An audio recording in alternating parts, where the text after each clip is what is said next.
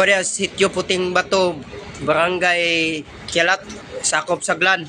Nagkinahanglan ning tabang kay dili sila jud makababa kay ang kalsada na landslidead sa nila og dili jud sila makapalit og mga kinahanglan nila o ginaot nga daghan ang makapansin ani tungod kay tabanganan kayo sila. Nakadakong damage. Grabe oh. Video di asto ah.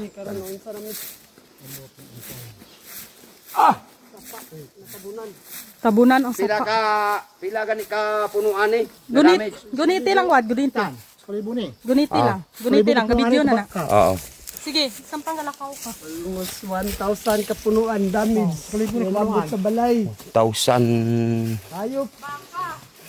baka 5. Kabayo, kanding, manok, motor, brand new.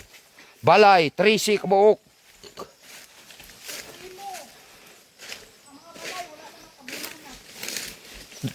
Trisi kabalay no. Pinakadako nga damage.